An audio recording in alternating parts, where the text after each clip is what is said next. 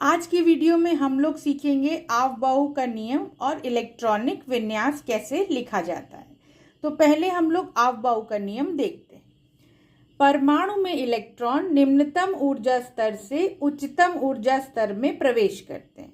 तो जो इलेक्ट्रॉन्स होते हैं वो कम ऊर्जा की कक्षाओं से अधिक ऊर्जा की कक्षाओं में प्रवेश करते हैं। तो सबसे पहले हम लोग ये समझते हैं कि निम्नतम ऊर्जा स्तर क्या होता है और उच्चतम ऊर्जा स्तर क्या होता है। नाभिक पे धन आवेश होता है और ये धन आवेश जो नाभिक के बाहर कक्षाएं होती हैं, जिसे कि हम कोश या ऊर्जा स्तर भी कहते हैं, उस पर आकर्षण बल आरोपित करता है। तो जो कक्षा या कोश या ऊर्जा स्तर नाभिक के बिल्कुल समीप होता है, उसके इलेक्ट्रॉनों की ऊर्जा सबसे कम होती है। इसलिए इस कोश को या इस कक्षा को या इस ऊर्जा स्तर को हम लोग निम्नतम ऊर्जा स्तर कहते हैं। और जो कक्षा या कोश सबसे बाहर होता है, उस पर नाभिक का आकर्षण बल सबसे कम होता है, तो इलेक्ट्रॉनों की ऊर्जा सबसे अधिक होती है। इसलिए जो सबसे बाहर वाला कोश होता है उसको उच्चतम ऊर्जा स्तर कहते हैं। तो आव-बाव के नियम के अनुसार इलेक्ट्रॉन निम्नतम ऊर्जा स्तर से उच्चतम ऊर्जा स्तर में प्रवेश करते हैं।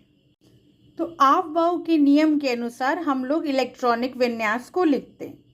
जैसे देखिए, सोडियम का परमाणु क्रमांक 11 होता है, यानी कि इसमें प्रोटॉन भी 11 मिलेंगे और इलेक्ट्रॉन भी 11 मिलेंगे।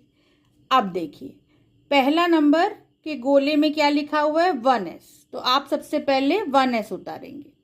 अब ये s उपकोष है और s उपकोष में अधिकतम हम 2 इलेक्ट्रॉन लिखेंगे, तो यहाँ पर 2 लिख देते हैं। s उपकोष में 2 से ज़्यादा नहीं लिखा जा सकता, p उपकोष में 6 से ज़्यादा नहीं लिखा जा सकता, d में 10 और f में 14।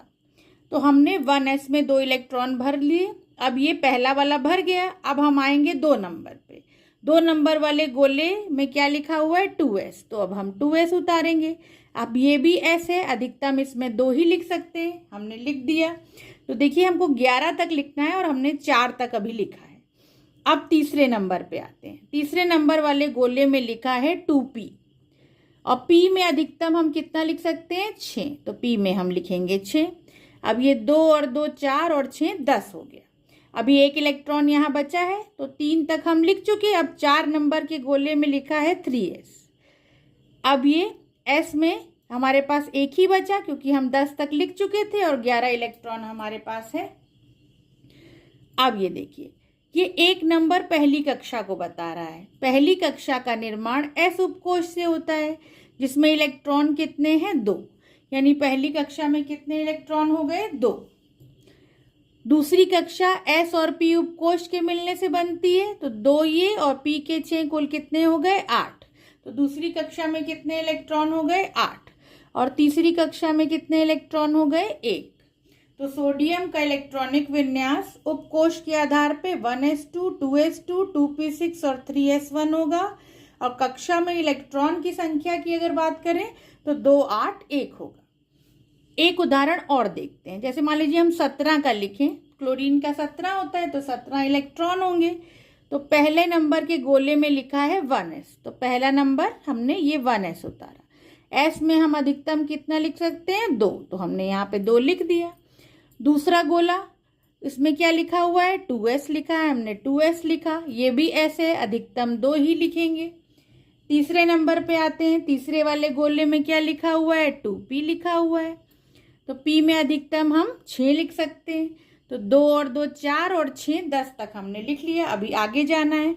तो 4 नंबर वाले गोले में 3s, तो हमने 3s लिखा। अब ये s है, अधिकतम 2 ही लिख सकते हैं, 12 हो गए। आगे चलते हैं, 5 नंबर 3p। अब हम 12 तक लिख चुके हैं, 17 तक हमको लिखना है, तो हम 6 लिखेंगे तब तो 18 हो जाएगा। तो यहाँ हम कितना लिखेंगे, 5। तो 1s2, 2s2, 2p6 और 3s2, 3p5। अब देखिए, ये पहली कक्षा को बता रहा है 2 इलेक्ट्रॉन। ये दोनों मिलकर के दूसरी कक्षा बनाएंगे, 2 और 6 8 इलेक्ट्रॉन। तीसरी कक्षा में s और p है यहाँ पर, तो 2 यहाँ है और 5 यहाँ है, तो तीसरी कक्षा में कुल कितने हो गए, 7।